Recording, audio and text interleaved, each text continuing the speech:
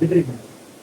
Jika bapak ibu yang belum punya anak, nanti mau punya anak, atau ibu bapak mau ada nikahin anak mau punya cucu, kalau tidak tahu ilmu ini, anak bapak ibu satu cepat sakit, kedua alergian, ketiga asma, empat autoimun. Saya jamin kalau autoimun ini. Nah, jadi bapak ibu tahu ilmu ini. Jadi buat anak muda, ibu-ibu yang mau nikahin anaknya, nanti punya cucu kan? Kalau cucunya sudah dikasih makan, nah asma, alergian, cepat sakit, BAB susah, autoimun. Sekarang banyak anak kecil autoimun kelas 2 tahun, 7 tahun dan autoimun. Saya yakin nih. Bagi anak-anak ibu yang udah 2 tahun ini pasti waktu kecil tadi dikasih makan. Saya lagi. Iya dong, saya dikasih makan biskuit. Itu dia. Bisa begitu. Nah, kita belajar. Ini penyakit penting. Karena nggak ada obatnya loh. Bukan ada obatnya. Orang medis nggak tahu ngobatinnya. Orang medis ngobatinnya pakai gejala, bukan ke sumber pengobatannya. Makanya ibu autoimun masih disebut. Saya jamin. Ibu kalau autoimun, pengobatan medis kagak bakal sembuh, saya bisa jamin. Kenapa? Ngobatinnya tangannya meradang, kasih obat nanti radang. Itu dibawah kan meradang. Apa nih? Meradang berarti imunnya naik, lagi menyerang tubuh. Dikasih obat menurunkan imun. Nah, ini kan, fungsi imun itu dibikin naik kan, itu diturun imunnya. Jadi nggak bantu Pak, saya jamin. Ya, tidak ada pengobatan medis yang bisa nyembuhin atau imun tidak ada. Makanya tukang obat itu pabrik obat. Kalau dengar saya bilang autoimun saya ngomong lagi, saya kagak imun saya gitu. Karena satu imunnya. Ya, dari autoimun itu apa? Autoimun adalah imun bapak ibu semua yang autoimun itu menyerang dua hal, yaitu protein sama lemak di tubuh bapak ibu. Imun menyerang protein dan lemak, betul? Kedua.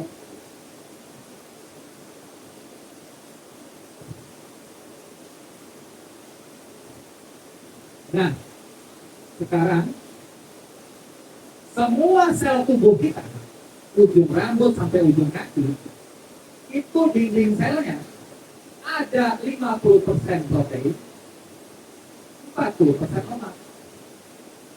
Artinya apa, Bu? Pak? Artinya apa? Artinya imun kita bisa menyerang semua sel di tubuh kita. Kenapa? Karena mengandung protein dan lemak. That's good. Kita pintu ya di sini luar biasa. Ya, makanya autoimun itu tidak bisa dilihat di dalamnya, nggak bisa, nggak khas. Tiap orang beda-beda.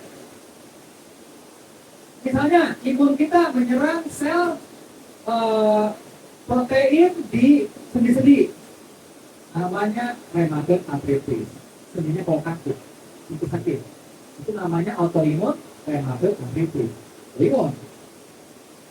Imun kita menyerang sel melanosit yang bikin warna kulit, diserang sama imun kita. Sehingga apa? Kulitnya nggak berwarna, namanya vitiligo autoimun gitu. Lagi, imun kita menyerang sel trombosit. Trombosit itu adalah sel bikin beku darah.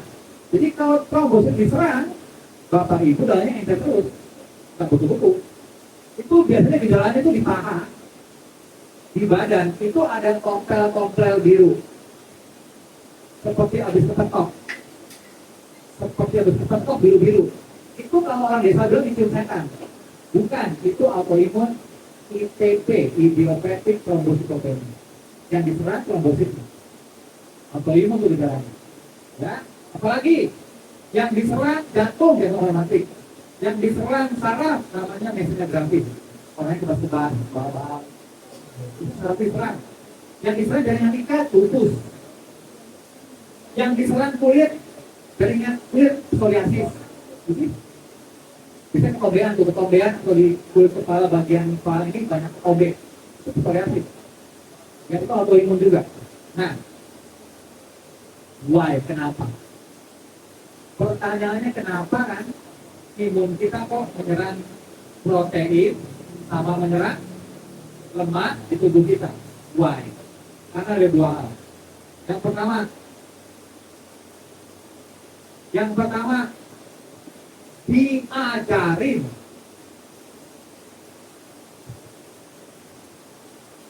imun kita diajarin menyerang protein, diajarin menyerang lemak. Yang pertama, sebabnya nanti. Yang kedua sebabnya kurang gizi. Nama gizi yang autoimun khusus adalah vitamin D3, selenium, sama koper. Koper itu tembaga. D3, selenium, sama koper. Ini vitamin dan mineral yang dibutuhkan untuk mengatur imun kita. Nah, imun bapak ibu ngaco dengan kurang lemak, karena kurang vitamin. Ya, jadi pertama karena diajarin imunnya nyerang protein lemak, yang kedua kurang gizi, kurang vitamin D, kurang selenium, kurang koper. Oke, yang pertama penjelasannya. Diajarinnya gimana dok? Perasaan saya nggak ngajarin imun saya nyerang protein lemak. Kok diajarin? Kok tiba-tiba autoimun dok? Oke, jadi begini. Kalau usus bapak ibu ada leaky gut,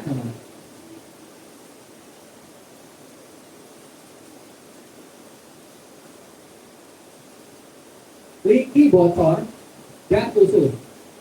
Kalau bapak ibu ada usus bocor pak, usus itu bukan bolong, usus itu berdarah, bukan. Jadi ini ada jaringan usus pak. Jaringan usus kita pak, ini banyak nih. Ini tulis ya.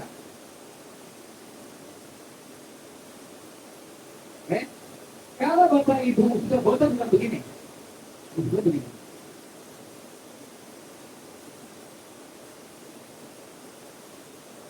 Boleh ini kan? Ya, ini namanya ususnya bocor. Kalau bapak ibu ususnya bocor kayak begini, protein sama lemak dari makanan, molekul gede-gede begitu, dimakan hari kan, itu ada protein dan lemak. Itu nyelip bisa masuk ke dalam sini, masuk ke jaringan usus di sini.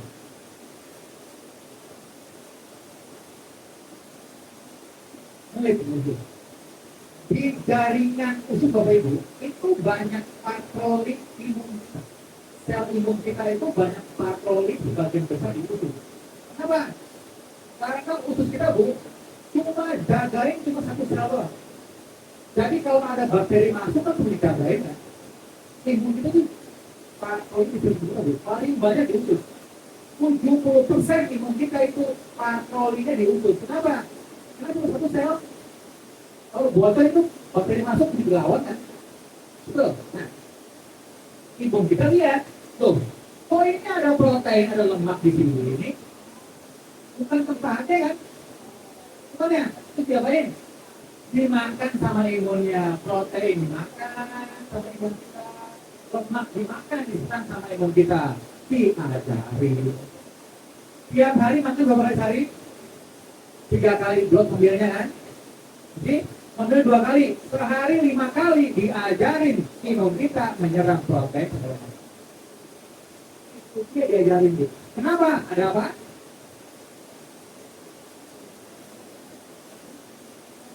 Yes, bocor usus bocor, namanya leaky gut.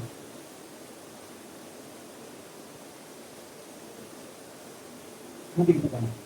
Ya, nah, yang normalnya bu, normalnya ini protein nggak bisa masuk sini kan, diubah dulu nggak di asam amino baru serap normalnya ya. Ngomong sama lemak diubah jadi asam lemak baru serap. Nah, yang menyebabkan ini siapa? Ketiga ini siapa? Yang pertama, penyebab usus bocor kayak begini adalah yang pertama gluten.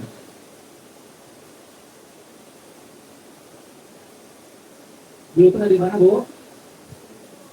Tepung terigu. Makan tepung terigu apa aja, Bu? Nah, roti pagi, kue, martabak, apa lagi, Bu? Mie instan. Titik kalau kemarin ada yang bilang viral, orang medis yang ngomong itu, tentang gue itu, mie instan bahayanya apa? Capek deh yang bahayanya apa? Nggak tahu ilmunya dia. Mie instan bahayanya apa?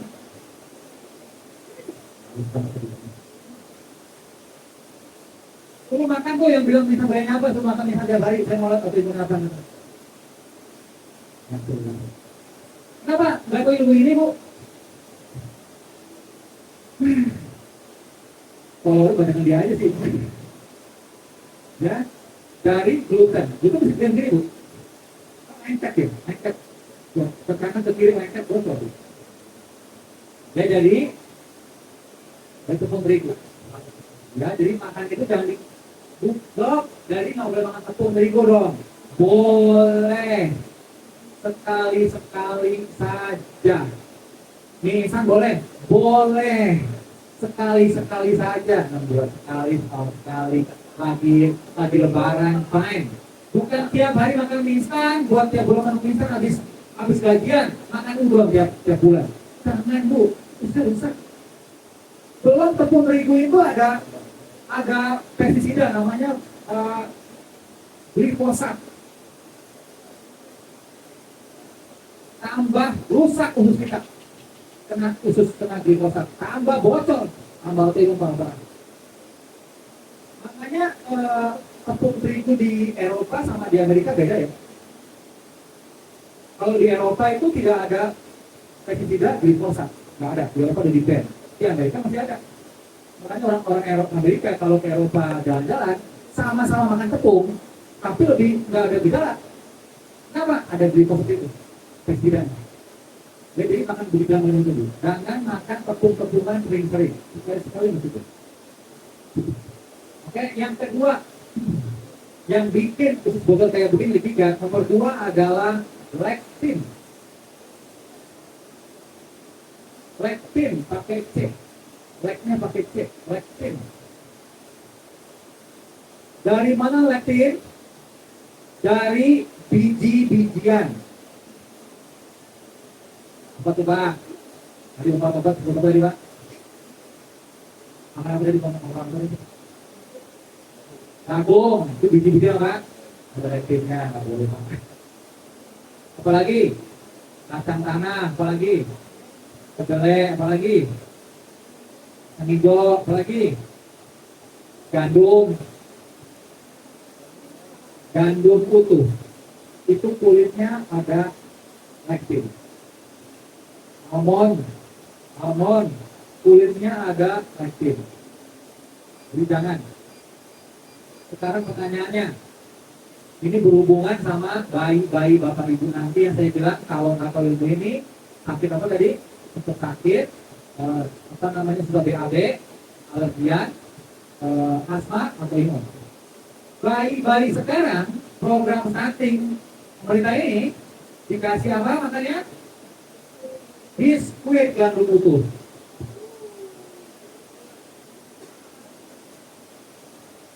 Betul, Ibu, itu bergizi. Saya nggak bilang nggak bergizi, betul bergizi. Tapi gandum utuh ada lektinnya, bikin rusak usus bayinya. Lektin begini bocor.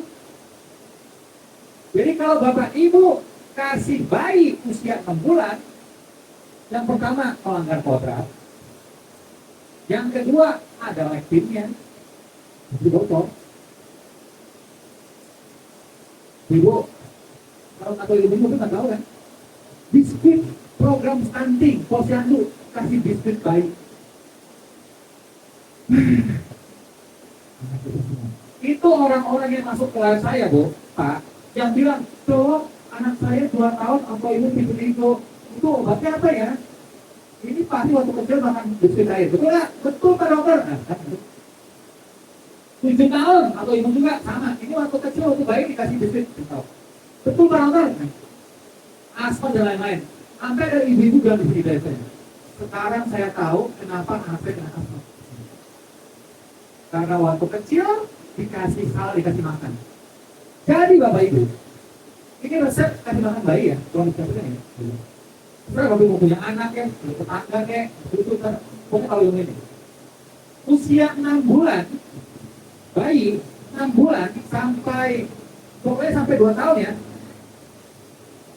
sampai 24 bulan, tidak boleh makan apapun kecuali ASI. Why? Karena sesuai sama kodrat Tuhan yang Maha Kuasa. Bukan ilmu saya Pak ini. Ini ilmu kodrat Tuhan yang Maha Kuasa. Saya kasih tahu kodratnya apa. Yang pertama, bayi usia 6 bulan muncul giginya apa? 2 bawah, 2 atas. Ini yang munculin bukan saya. Yang munculin kodrat yang Maha Kuasa. Buat apa nih gigi 2 bawah? Buat punya makanan. Bukan kan, salah kan? Bapak Ibu kasih pasti 6 bulan, salah kan? Bilangnya itu posyandu sendiri. Posyandu, yang mulu ngaco. Apa yang boleh dikasih makan pasti? Bayi baru sama ususnya.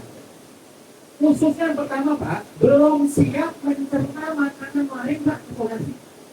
Makanya gigi cuma 2. Bukan gigi kanan. Oh bisa Bu?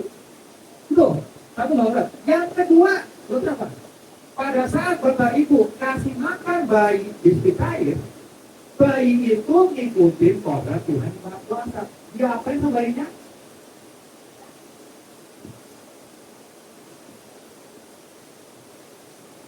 Bu, bukan begitu. Dilepek, kenapa? Bayinya bilang mamanya, oi, bukan makanan gua mah nih, bapak nih. Tuh kan, sama mamanya diapain? Dimasukin lagi sama dia coba. Jadi bu, makanya anak-anak kita semua ususnya rusak bu. Mikrobiom di ususnya itu belum bagus pencernaan makanan. Udah dikasih makanan, rusak lah begini-begini. Makanya anak-anaknya cepat sakit. Masuk sini ngokok, pakai masuk sini demam anaknya. Batuk, pilek dan lain-lain. Belum ada ini, diajarin minumnya, atau imun lah anaknya. Asma. Asma, dari mana asma? Turunan. Bukan, kalau kasih makan. Jadi bu, asma itu karena alergi. Oke? Jadi ini saluran nafas bu. Kalau ada alergi, ini saluran nafasnya jadi beradang. Beradang begitu. Oh, jadi lebih tebal. Lebih tebal begini. Oke? Lebih kecil kan saluran kan? Karena dia beradang, mengeluarkan cairan. Panas sama beradang kan? Cairan begini, cairan lagi.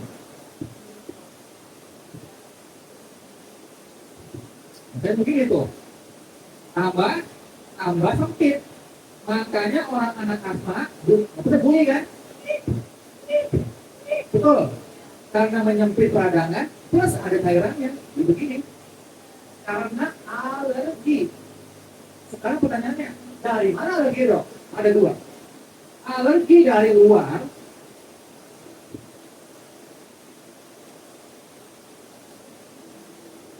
alergi dari dalam. Dari luar apa dong alerginya? Yang pertama debu, bulu binatang, tungau di kasur. Yang pagi-pagi bersih terus, itu berarti kasurnya kotor atau tungaunya. Dibersihkan pakai sebuah tungau. Tiap 2 minggu itu tersebut sekali. Atau diganti kasur latex. Yang anaknya asma, jangan ada lagi karpet di rumah. Dibuang karpetnya dulu. Anak kasih karpet. Yang ketiga, kalau ada di rumah tidak boleh dari begini, kursi kain begini, nggak boleh. Karena kursi kain bu, kalau ibu tepok-tepok, cebu, alergi lagi. Oke? Terus tuh nggak? Jadi alergi dari luar. Nah sekarang ada alergi dari dalam. Apa itu dok?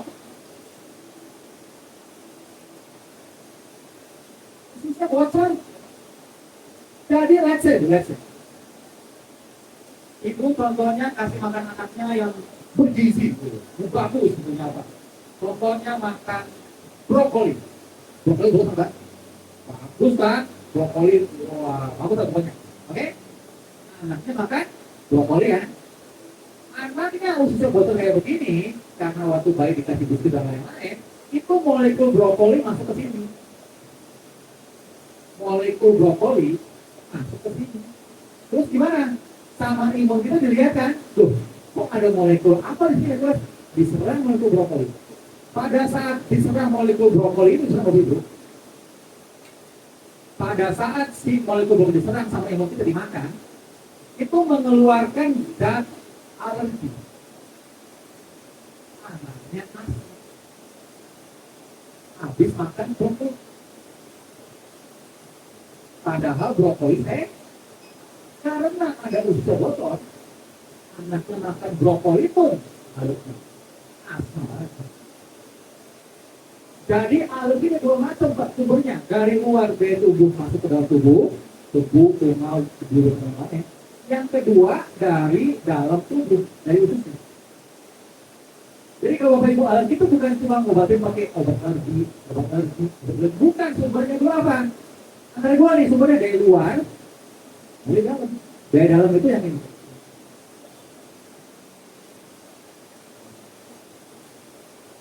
Kita paham Bu? Bapak Ibu anaknya asma, alergi, khususnya botol. Ya, jadi itu dia cara ngajarinya, reaktif. Jadi Bapak Ibu, nanti anak dikasih makan 24 bulan. Setelah apa? Setelah muncul gigi geraham. Baru, belum makan ya, baru boleh makan. Berarti apa? Kodrat Tuhan ngasih tahu ibunya, oh sudah siap terima makanan ini, dikasih pasti boleh. Sudah siap, baru boleh pasti. Jadi pertanyaannya sekarang, supaya anaknya sehat tidak stunting, yang makan bergizi siapa?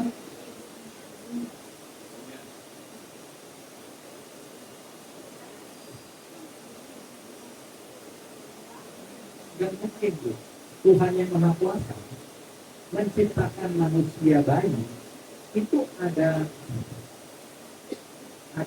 syaratnya. Pasti ibunya mengandung bayi darahnya. Pasti ada apa ini? Tugas siapa nih keluarga? Tugas suaminya pada saat melahirkan. Bawa nasinya. Coba keluar nasinya. Suaminya mana suaminya? Keluar nasinya. Tugas suaminya lupa. Ya. Padahal apa? Karena ibunya makan satu gizi. Ibunya makan cilok sebelah pentol. Yang ada gizinya. Mau berharap anaknya bergizi dan nanti gimana ceritanya? Itu kan yang sebenarnya kan di bagian timur kita kan, makanan susah kan, stunting nggak kita? Jadi program stunting itu yang benar pada saat ibu bapak suaminya ini tidak kabur, saya nikahkan si A dengan si B dengan Mas B, bla ibunya sudah makan bergizi supaya nyiapin vaksinnya buat anak. Pada saat hamil, ibu juga makan bergizi supaya bayinya sehat. Pada saat melahirkan, ibunya tetap makan bergizi supaya nasinya bagus, musuh 2 tahun. Protein cukup, semua cukup, ibu cukup kan? Untuk ciptaan Tuhan kan ada yang cukup dengan Tuhan. Nanti 2 tahun gigi geraham nongol, berarti khususnya memberitahu giginya udah bersiap, nongol baru kan. Dan bukan ada pakai gandum utuh ya. Gandum utuh itu mengandung lektin. Jadi Bapak Ibu kalau ke supermarket ada biskuit gandum utuh jangan dibeli. Jadi bisa ada lektinnya. Ya. Nah, kalau dokter anak bilang gandum utuh itu bagus, bergizi, lagi stunting. Ya saya tahu bergizi. Gandum utuh lebih bergizi daripada gandum gak utuh. Saya tahu. Tapi ada lektinnya, bikin bisa khususnya. Negara Romawi, negara Yunani zaman dulu Bu, gandum itu Kita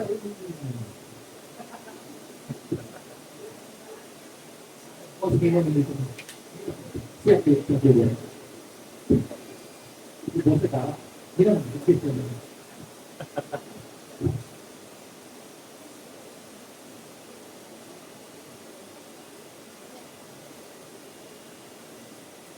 Ya, Bu.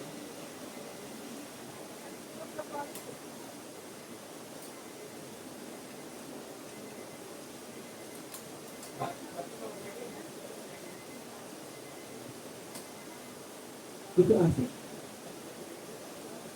Itu asik.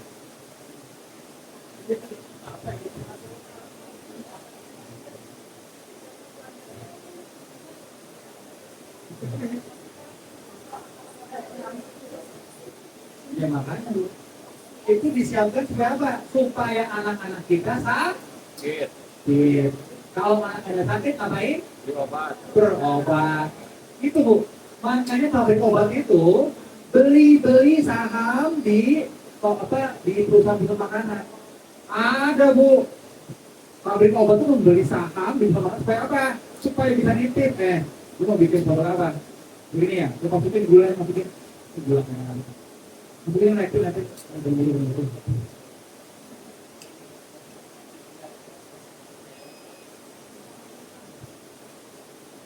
Jadi Bu, di negara Romawi dulu, Yunani, itu kalau ngolah gandum, bukan makan gandum utuh, bukan. Gandum utuh itu digiling dulu, milih pakai batu gede loh. Pakai batu gede sama sapi di dalam begitu. Supaya apa? Supaya kulit gandumnya itu hilang. Supaya nggak bikin sakit. Negara di Indonesia 2025 makan gandum utuh. Nah, ini Bu. Ya itu dia begini. Oke? Nah, lektin ini apa namanya? Gampangnya dia mudah dihilangkan. Cara menghilangkan lektin gampang. Dia langsung dalam air. Sehingga ibu caranya itu bisa direbus sampai mendidih. Lalu dimatikan apinya, ditunggu selama 5 jam. Jadi misalnya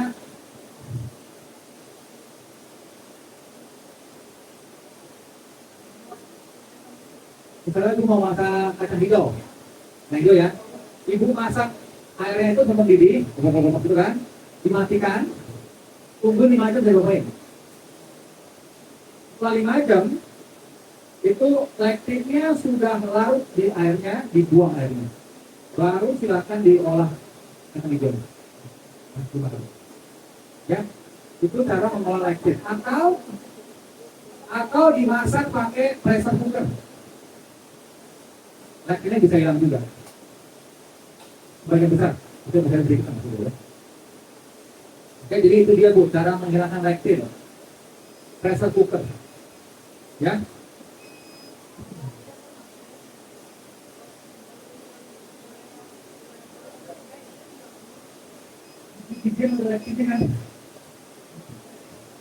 Nah, secara kesehatan yang luar biasa Bu. Ada satu tahun nih. Secara kesehatan di bagian mengandung lektin itu, botol khususnya. Bisa. Jadi sih, nggak tahu ilmunya Bu, yakin lo Bu?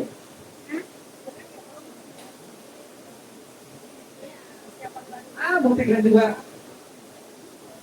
Ada lektinnya. Ini ilmunya. Bapak Ibu benar-benar di sini. Kalau di YouTube di mana dengerin? Dr. Gandri. Saya kalau ibu ini Bu, dari baca buku Dr. Gandri. Dr. Gandri, Gundry, Gandri. Gandri, ya saya baca di situ. Saya tahu, begini, pasti begini.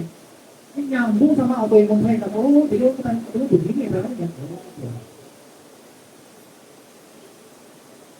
Oke, next yang ketiga adalah penyebab autoimun. Yang ketiga adalah aquaporin. Aquaporin itu ada di makanan nightshades. Makanan nightshades. Ya, sayuran-sayuran misalnya. Misalnya sayuran apa nightshades? Kentang, Kentang itu termasuk nightshade, ada aquaporin. Kemudian bayam. Bayam itu termasuk nightshade, ada aquaporin. Kemudian terong. Terong itu termasuk nightshade, ada aquaporinnya. Termasuk paprika, ada aquaporinnya. Ya, jadi makan itu bukan nggak boleh, Bu. Boleh, cuma jangan sering-sering. Oke? Dok, kalau saya mau makan kacang-kacangan buat memilih yang mana dok yang sehat? Satu, walnut. Itu sehat. Yang kedua, macadamia. Yang ketiga pistachio. Boleh. Itu boleh. Ada lainnya sedikit. Tapi ingat ya, sedikit aja jangan banyak. Yang lain jangan. Next, sekarang pertanyaannya begini, Pak Dokter, kenapa sih di tumbuh-tumbuhan kacang-kacang bibir itu ada lektin, ada aquaporin itu kenapa? Ini kan, kok tumbuh-tumbuhan kok ada racun ke tubuh manusia itu kenapa? Why? Ya, begitu Pak? Betul kan? Kenapa sih dikata-katakan kamu sehat? Kok malah kita makan dari sakit, kena gigat? Itu kenapa? Karena ini lektin sama aquaporin itu adalah mekanisme bertahan tumbuh-tumbuhan. Mekanisme bertahan hidup tumbuh-tumbuhan. Kalau ayam Bapak Ibu ambil mau ditangkap, ayam lari. Betul. Sapi mau dipotong, sapi ini bisa lari, betul. Tapi kalau pohon mau ditangkap, nggak bisa lari kan? Nah, supaya dia nggak dimakan, dia bikin sistem pertahanan tubuh. Namanya lektin, gluten, sama si aquaporin. Supaya hewan-hewan ini tahu kalau ini nggak boleh makan, kalau boleh makan yang macam gitu. Kenapa? Supaya dia bisa bertumbuh banyak. Makanya biji-bijian itu jangan dimakan. Kenapa? Supaya dia si tumbuhan itu bisa berkembang biak kan. Ada lektinnya soalnya. Itu maksudnya. Jadi kalau hewan-hewan yang udah tahu ya makan biji-bijian itu, hewan lumpuh kan. Semut lumpuh. Lumpuh kenapa? Karena racun itu lektin. Di manusia nggak sampai lumpuh, manusia gede kan. Cuma ususnya buat kayak begini. Itu dia apa hubungannya? Kenapa ya di tubuh kok ada lektin, ada aquaporin, bikin kita sakit? Karena buat mekanisme bertahan tubuh supaya dimakan. Gitu, gitu ya. Oke. Bapak Ibu, itu dia penyebab apa namanya botol liquid. Kita masuk tesnya. Nah, dok, tesnya apa dok? Tiga tesnya. Ya. Dok, apakah saya liquid atau bukan? Tesnya yang mana? Tesnya ada 3. 1, namanya IgG.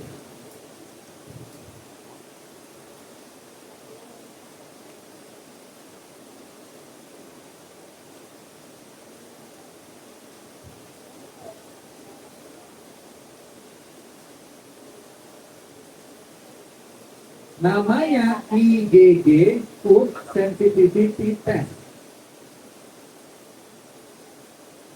Ini tesnya. Nanti hasilnya Bu, hasilnya ada 3. Merah, kuning, hijau. Hasil tes IgG Food Sensitivity Test. Ini harganya kalau saya sepuluh ya 10 juta ya. Lumayan harganya. Diskon nggak perlu sekian juta. IgG Food Sensitivity Test. Nanti hasilnya ada 3, merah, kuning, hijau. Jadi ada daftar makanan di dalam warna tadi. Daftar makanan merah, daftar makanan kuning, daftar makanan hijau. Kalau Bapak Ibu ada makanan di daftar warna merah, ada makanannya, berarti usus Bapak Ibu sudah bocor. Kenapa? Makanan warna merah itu berarti imun kita sudah nandain makanan itu sebagai benda asing. Kok bisa? Karena udah bocor ususnya. Sehingga makanan, misalnya, kemarin ada ibu-ibu komen di saya, pakai tadi, itu saya. Dok, terima kasih dok, dokter menyelamatkan hidup saya. Apa sih itu? Rupanya saya baru tahu, saya itu alergi sama apa itu yang ikan kecil itu?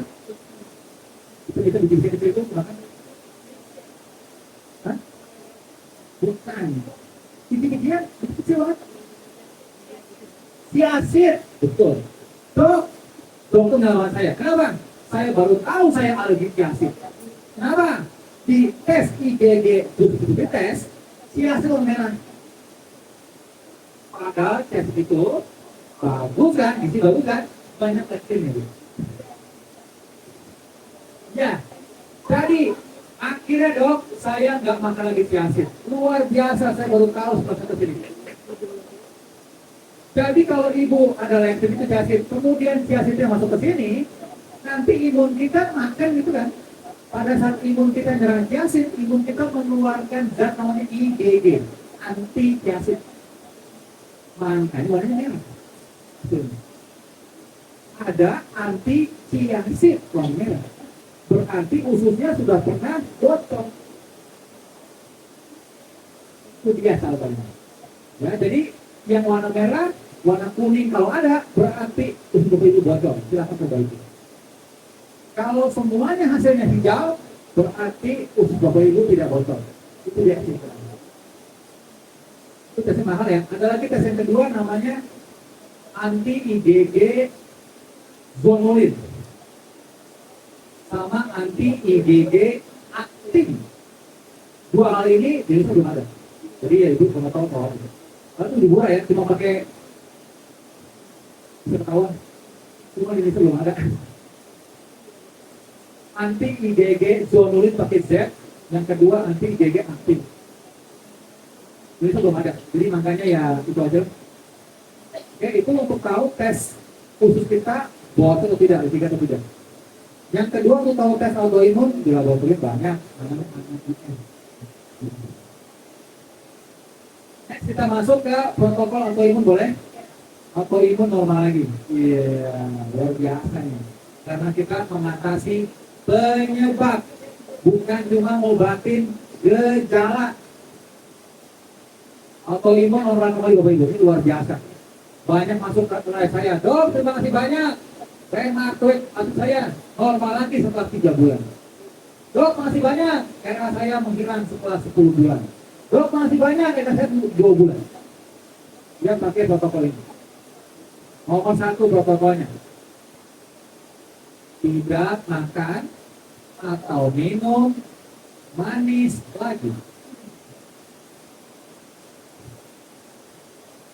Kenapa dok? Kenapa nggak boleh makan manis? Kan lagi autoimun, bukan kena diabetes atau kena cancer. Why? Karena manis itu bisa menaikkan gula darah. Gula itu sumber peradangan. Kalau bapak ibu lagi autoimun, ini ususnya lagi peradangan kayak begini, dari kirigat. Ibu bapak makan gula, makan manis, naik gula darah ke sini, tambah meradang, tambah likigat, autoimun tambah parah. Tidak makan manis lagi. Nomor 2, protokol autoimunnya. Belum ditebak Bu? Sudah bisa tebak dulu. Tidak makan tepung lagi. Semua protokol saya 2 hal ini Bu, yang intinya. Tidak makan tepung lagi. Kenapa? Tepung itu menaikkan gula darah. Menaikkan gula darah. Sehingga sama aja bikin peradangan, walaupun nggak manis. Semua tepung ya Bu. Nomor 3. Oh jadi makannya yang rendah vitamin B ya sama vitamin kanker ya. Protokol autoimun nomor 3 adalah bapak ibu bikin kaldu sendiri. Makan kaldu ayam. Cara bikinnya apa? Gimana cara bikinnya? Namanya chicken stock ya, chicken stock. Cara bikinnya itu 4 ceker ayam organik ya.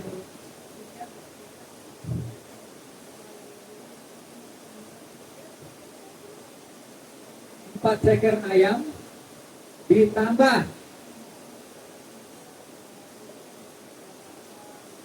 4 sayap ayam. Dimasak sampai mendidih.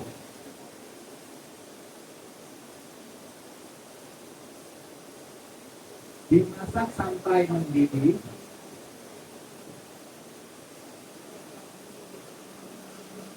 Api dikecilkan.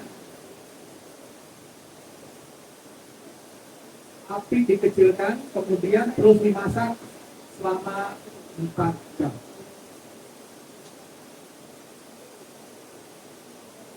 Terus dimasak selama 4 jam. Jadi dimasaknya itu dibikin mendidih dulu, ya, kemudian api dikecilkan, kemudian terus dimasak sampai 4 jam. Setelah 4 jam dimatiin apinya, kemudian itu kuahnya dituang di mangkok, dimakan tiap hari. Oh, ya. Yes. Tahu? Setelah itu. Ya, silakan. Sekali bikin aja tuh kayaknya. Itu udah habis. Mau 2 kali bikin silakan cukup aja. Ayamnya Bu bukan ayam broiler ya. Itu udah ada lektinnya, makanya jagung kan ayamnya kan. Yang kedua ada antibiotiknya, disuruh diberikan sakit. Yang ketiga dikasih vaksin.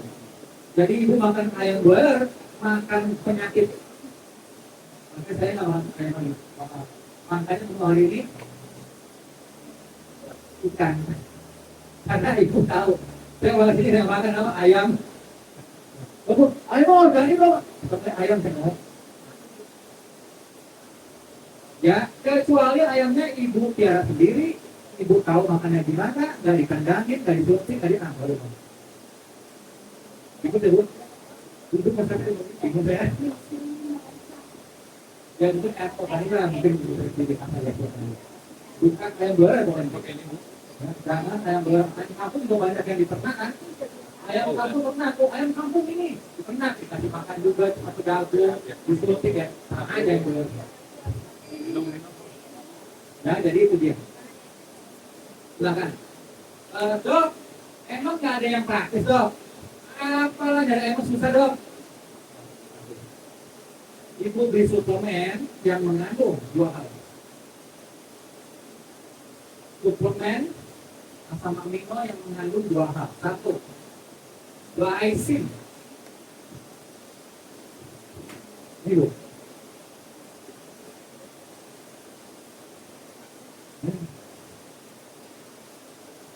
Glycine.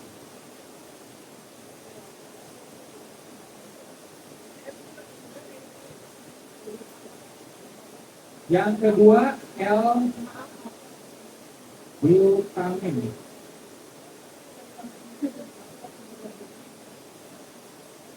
Ini asam amino Bu, glycine sama asam amino ada dalam protein. Nah itu, ya. Tapi kalau bisa jual aja. Ada semuanya. Di luar negeri.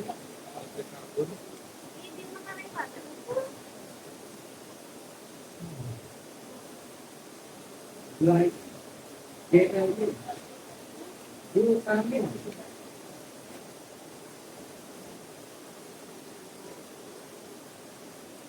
Ya silakan ibu minum seperti itu. Sehari 3 kali. Sehari 3 kali minum. Kenapa dok?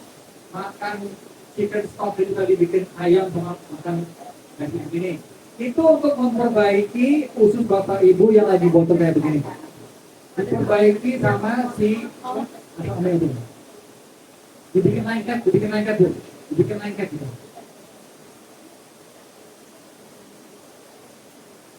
Makan Bu tiap hari.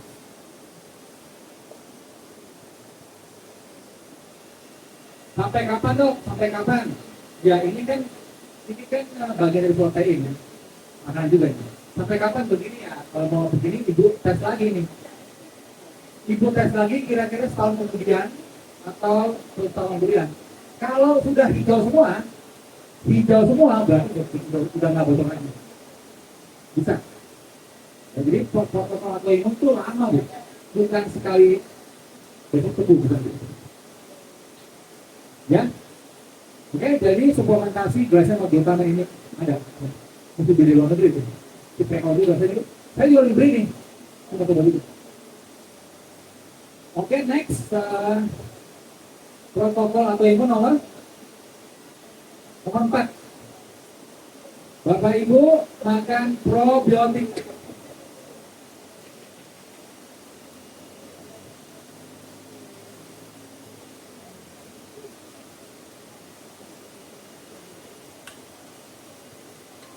Ini ya, 4 ya.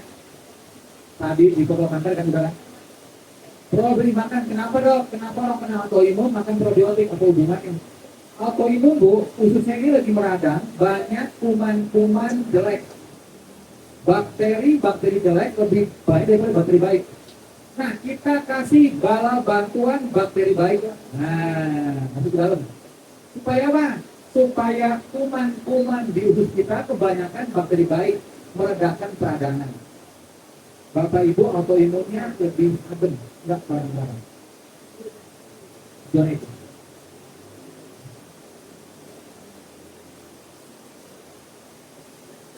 Yakult cuma 1, Bu.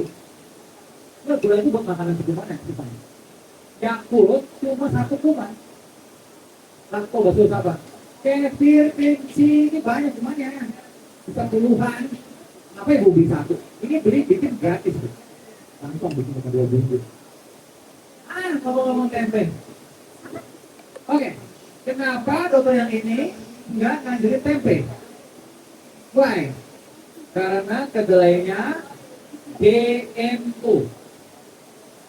Kenapa GMO? Bahaya dok, nggak boleh dimakan. Bapak Ibu tahu GMO itu apa? Kedelai itu aslinya DNA kromosomnya itu cuma 14. Dulu. Apa namanya kedelai yang benar? Kedelai yang benar itu cuma 14 kromosom. Manusia itu 30 kromosom. Kedelai 14. Sekarang kedelai GMO itu 32 kromosom. Itu 18 lagi dari mana? Dimasukin, dibuat sama manusia, dimasukin ke dalamnya. Supaya apa? Supaya kedelainya akan hama. Ini GMO. Genetik modifikasi. Genetik berubah apa? Dari 14 kromosom sampai 32. Tambahin kromosomnya. Anti ini, anti itu, anti ini. Makanya dia anti kuman. Kalau kedelai biasa ada hama, nah, kedelainya mati betul. Betul? Itu kedelai biasa. Kalau kedelai GMO ada hama, hamanya mati. Kenapa? Ada anti hamanya itu situ. Ada anti kuman.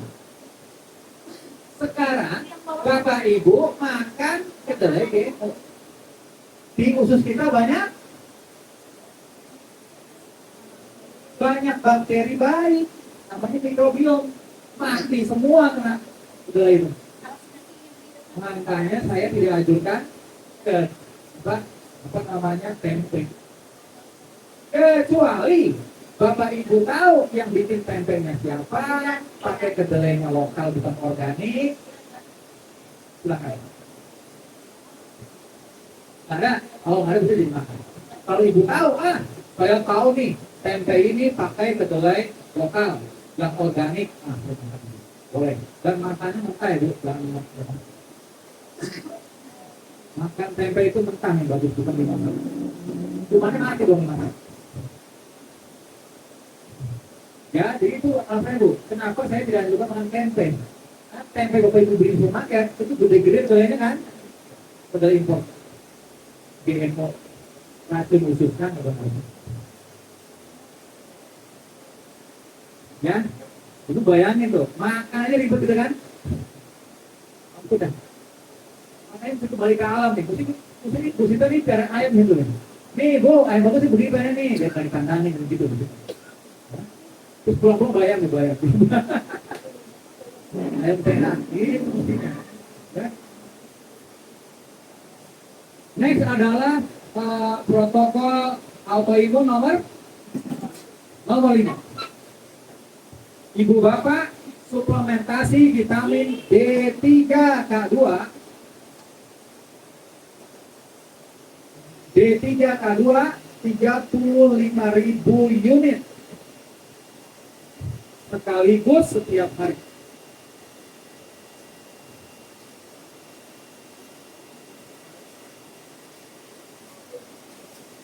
Suplementasi vitamin D3K2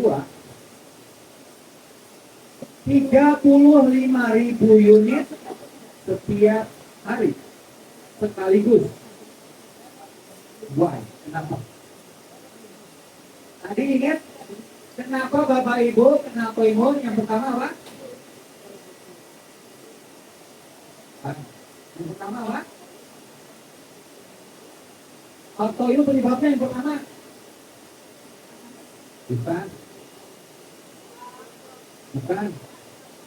bukan ya tubuh apa? Pertama kok saya bilang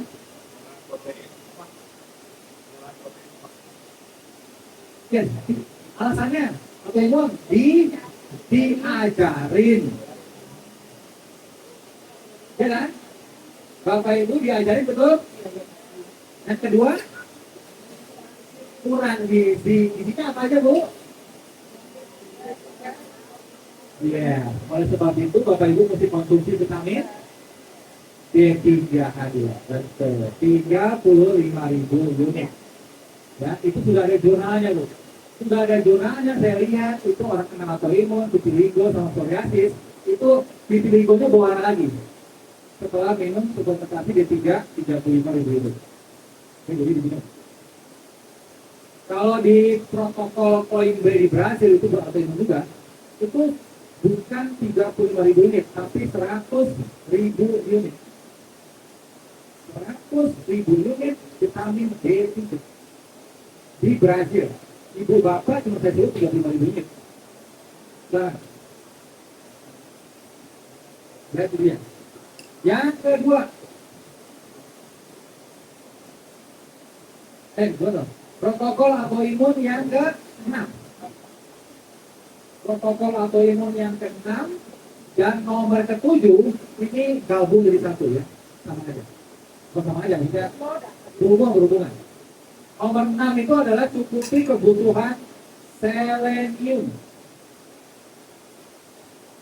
Yang ke-7 adalah cukupi kebutuhan koper, tembaga. Oke, berhubungan kan? Selenium sama koper, nomor 6 nomor 7. Jadi begini Bu, Bapak Ibu semua tolong tangannya begini.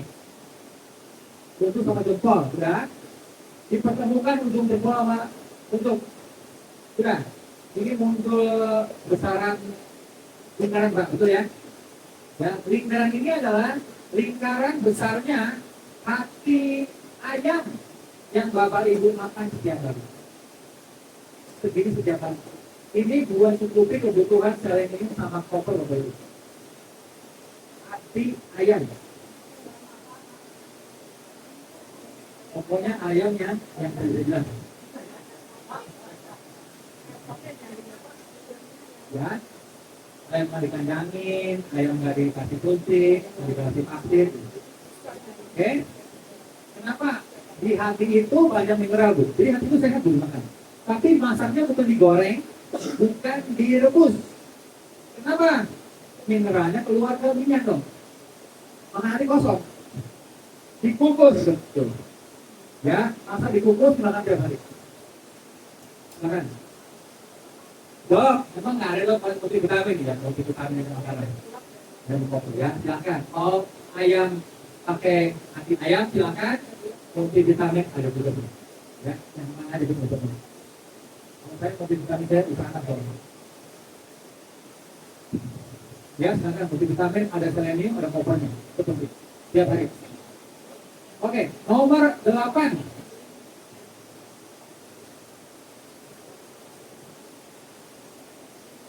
Nomor 8 itu adalah tidak stres. Tidak stres. Orang yang autoimun biasanya cepat stres. Melatih tubuhnya tidak tahan stres. Sehingga Bapak Ibu mesti tenang. Caranya gimana? Bagian udah autoimun caranya. Yang pertama, yang udah autoimun ya, yang pertama supaya nggak stres, yang pertama ini loh.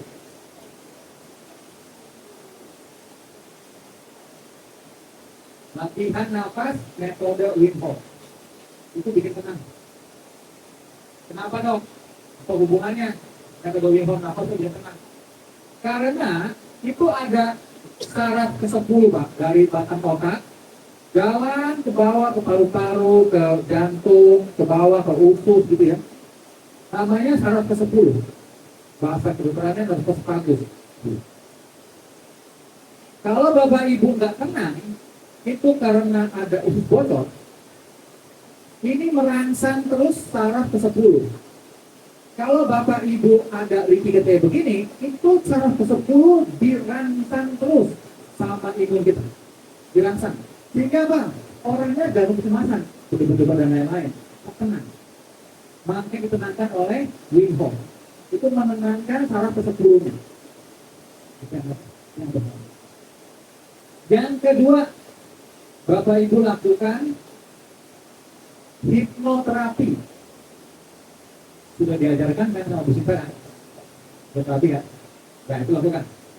Nah, kalau saya metodenya agak berbeda. Metode saya adalah hipnoterapi metode Silva. Kalau ibu Sinta beda lagi. Ya, anyway sama aja. Ya. Kalau saya hipnoterapinya itu bisa buat anak pinter. Bapak Ibu nih, sekolah supaya ranking terus, ingat terus pelajaran, dipakai hipnoterapi metode Silva. Ingat terus pelajaran. Ada caranya. Namanya hipnoterapi awal muda. Bapak Ibu sudah dapat hipnoterapi awal muda, nanti dikasih dalam email. Ya, sudah belajar aja. Ada skripnya, ada tinggal. Ya, jadi Bapak Ibu lakukan hipnoterapi awal muda menurut kita. Kalau mau, Bapak Ibu sudah dapat. Nanti di produk banding dapat email link ke emailnya. Kasih download apa namanya hipnoterapi awal muda. Itu metode Silva. Jadi saya itu yang bikin. Dulu ada orang, ibu-ibu, perempuan, kalau ikut undian pasti menang. Namanya Queen of ya, dia kalau masuk undian rumah, menang rumah. Undian jalan ke Eropa, menang jalan ke Eropa. Undian uang yang menang undian uang. Kalau menang. Ibu kenapa tahu nggak? Karena dia pakai hipnoterapi awal muda itu. Dia fokus ke situ, dipikir itu, dia menang beneran. Ya, si ibu-ibu ini asistennya si Silva. Jadi dia tahu metode ini, dia lakukan metode ini untuk ikut undian, dia menang terus. Saya juga terbantu ekonomi saya itu terbantu oleh waktunya menjalankan si hipnoterapi metode Silva. Bantuan Pak, Bapak Ibu ada target misalnya. Ini kan Bapak Ibu ada target. Lakukan target itu pakai hipnoterapi awal muda. Mudah-mudahan target terpenuhi. Buat lagi kerja, buat lagi sakit, buat kayak jodoh, apa pikiran. Kalau saya ekonomi saya baik. Setelah Bapak Ibu. Sebelum kerja nih, saya di mobil dulu kan, saya berkata sebentar 15 menit. Kan selesai. Terus gitu. Tiba-tiba ada rezeki datang. Deng. Beda dan deng. Silakan Pak. Bapak Ibu dapat tadi di email bimbang. Oke, silakan. Next adalah bagi Bapak Ibu yang belum kena autoimun, supaya tubuhnya tahan stres, itu gimana caranya? Supaya tubuh tahan stres, Bapak Ibu mandi pakai air dingin. Mandi pakai air dingin itu penting supaya tubuhnya tahan stres latihan. Ya, itu di negara Skandinavia bu, negara Islandia, Polandia, Norwegia, lagi musim dingin kayak begini, bayi Cara ditaruh terjadinya kanker. Di sel tubuh ada beberapa organ sel yang penting dalam terjadinya kanker. Ada di negara Skandinavia itu bayi ditaruh di luar rumah musim dingin terus. Bapak ibunya ngopi di kantin. Betul nggak? Kenapa? Supaya bayinya kena dingin tahan. Kita minum buat ibu-ibu di sini sayang sama anaknya pakai air hangat yang dingin. Ini negara Katolik menarik kan? Mandi pakai air hangat. Jadi saya dingin itu penting. Karena kalau mandi pakai air dingin itu bapak ibu kena bikin dada ya sama tubuh. Bapak ibu bisa muncul lemak, namanya lemak coklat. Lemak coklat itu mengeluarkan tenaga, bikin tenaga. Kalau lemak bapak ibu yang putih, yang gombil ini nyimpan tenaga. Tapi kalau lemak coklat, bikin tenaga, banyak mitokondrianya, simpanan. Nah itu anti gemuk. Bapak ibu yang mau gemuk nih, nanti pakai air dingin, lihat beri. Tentunya lah, tentunya ya. Mau makan gula aja itu juga. Ya ini bapak ibu waktu masih bayi itu lemak coklat banyak bu di dada sama di punggung banyak. Why? Kenapa bayi banyak lemak coklat? Buat ngangetin jantungnya bu. Karena bayi nggak bisa jalan kan, betul. Kalau kedinginan nggak bisa pindah kan, belum bisa jalan kok. Jadi sama Tuhan yang Maha Kuasa dikasih kodrat banyak lemak coklat supaya nanti jantungnya setengah kedinginan. Ya, kemudian lama-kelamaan bayinya udah berjalan segala macam, lama-lama coklatnya hilang. Nah, kita mau main lagi, pakai mandi pakai gula. Itu maksudnya.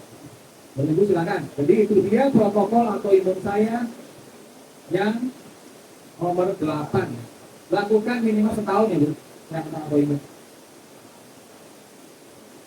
Ya silakan.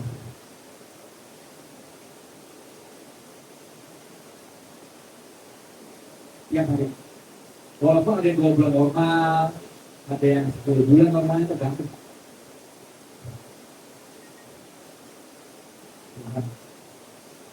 Oke ya, kanker selesai atau imun selesai, tinggal apa? Tinggal GERD, gangguan kecemasan, gastritis, darah tinggi, sama diabetes. Kolesterol, nah, kolesterol terbahas. Kolesterol normal Pak. Jadi kok ini tulisannya ya, begini dulunya.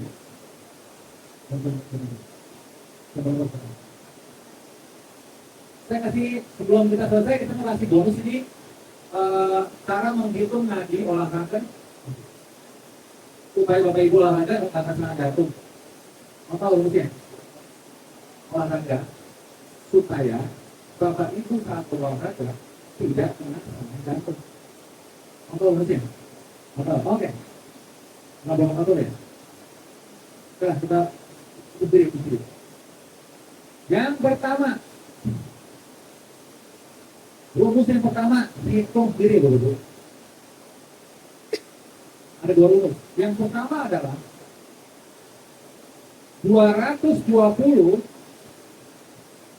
dikurang usia. Itu Bapak Ibu ya. Silakan Bapak Ibu kalkulasikan sendiri berapa.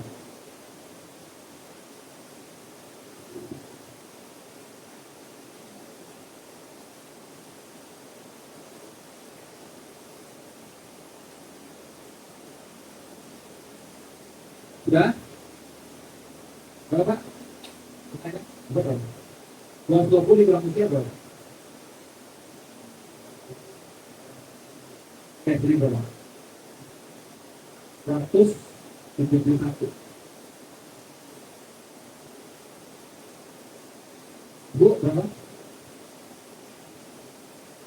120 dikurang usia Ibu.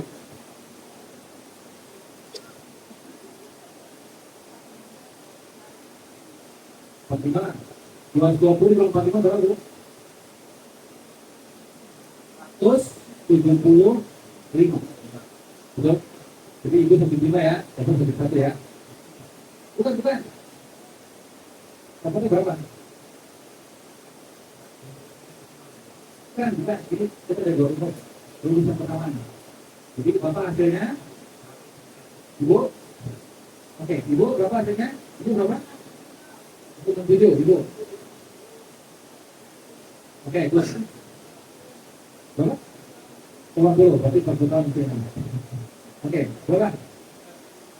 1? Ibu berapa? 2, 3, oke betul. 97. Ya, oke betul. Ibu berapa? 1? Oh, mirip-mirip ya. Ibu udah, Bapak? 220 juga mesti dipetik, Bu. Ini dihitung setahun sekali aja.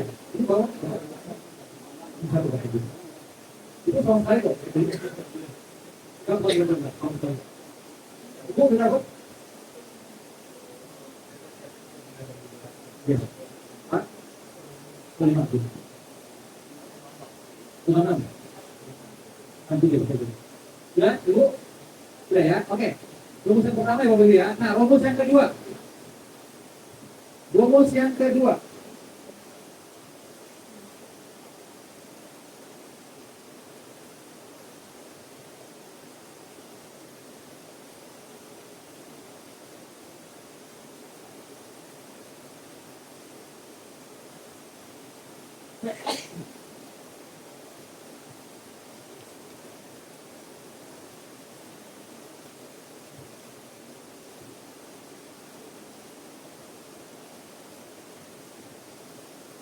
Rumus yang pertama, rumus yang kedua. Yang kedua adalah hasil tadi dikali 2 kali. Dikali batas bawah 0,65, dikali batas atas 0,85. Dapat 2 angka nanti. Batas bawah sama batas atas. Contohnya. Oke, saya kasih Ibu. Ibu yang nggak bisa sampai itu nggak bisa kalkulasi kan? Contohnya. Itu berapa? 159 ya. Oke, di sini ya. 159 dikali 0,65 itu sama dengan 103.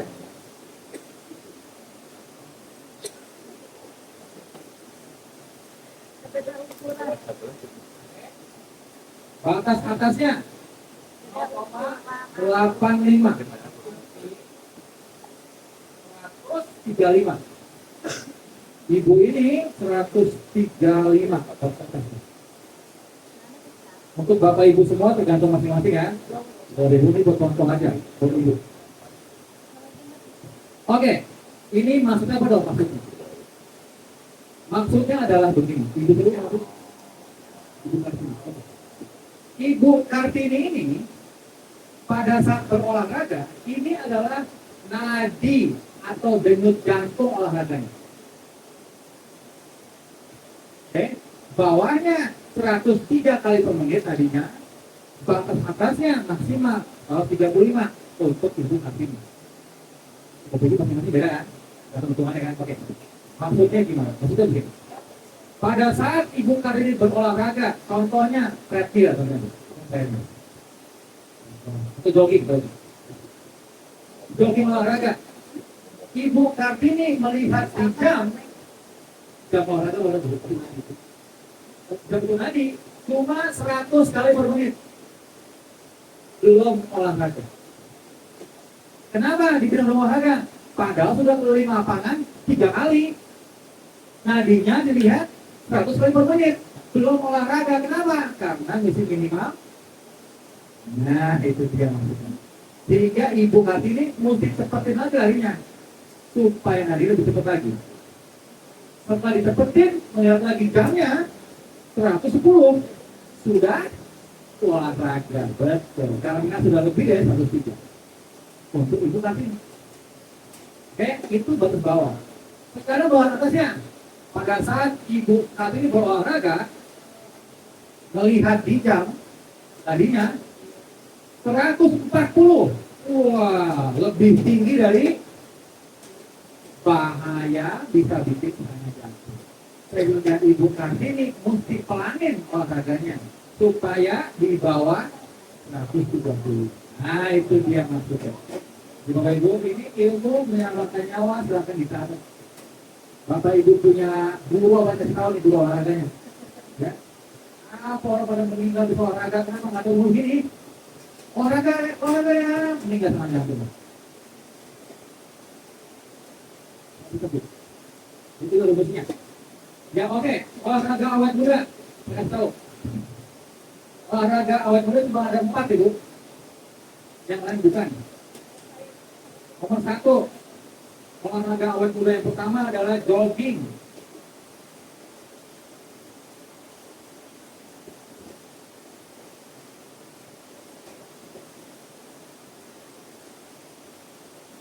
Nomor 2 adalah sepeda statis. Sepeda yang diem aja. Bukan sepeda jalanan. Sepeda jalanan itu adalah olahraga daftar masuk UGD. Kangkong kan? Daftar masuk apa? UGD kan? Ya, daftar dulu. Belum masuk, belum kasih pendaftaran kan? Belum masuk kan? Oke. Jadi jangan tuh olahraga sepeda-sepedaan. Jatuh gigi copot masuk UGD dah. Mending kalau jatuh, kalau taruh mobil. Sekitar ada tuh CEO suatu perusahaan besar meninggal di pinggir jalan Sudirman taruh mobil. Ngapain? Kita olahraga itu mau sehat, bukan mau UGD. Ya, jadi sepeda statis tuh. Nomor 3, berenang. Itu 3 tadi olahraga jantung ya. Nomor 4, angkat beban, olahraga otot. Jadi cuma 4 ini olahraga awet muda.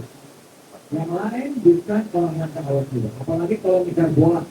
Bapak Ibu usia 30 tahun ke atas tidak boleh olahraga kejar bola. Ini daftar masuk ICU. Coba kemudian lagi. Serangan jantung kan. Olahraga kejar bola apa Bu? Bola apa lagi? Tenis, badminton, apa lagi? Futsal, apa lagi? Voli, basket, apa lagi? Tenis meja, ya, bola kasti, apa lagi? Ya, tidak boleh olahraga kejar bola. Itu daftar masuk ICU. Serangan jantung. Ya, nggak boleh Bu. Lebih dari 30 tahun nggak boleh. Orang 30 tahun udah pensiun sepak bola, ini mau main sepak bola lagi. Mana Bu? Jalan kaki. Bukan jalan kaki Bu. Pokoknya olahraganya nadinya mesti nadi Bu. Lain kali Ibu lihat nadi. 15 menit cukup. Minimal 15 menit nadi olahraga ini minimal 15 menit. Sampai setengah jam cukup Bu, habis itu. 15 menit sampai setengah jam nadinya di sini. Usia ibu beda lagi. Kalau ini buat Ibu Martini. Kalau Ibu kan hitung lagi. Dihitung 0,65 batasnya, 0,85 atasnya. Ya. Memang. Jadi nggak boleh Bu olahraga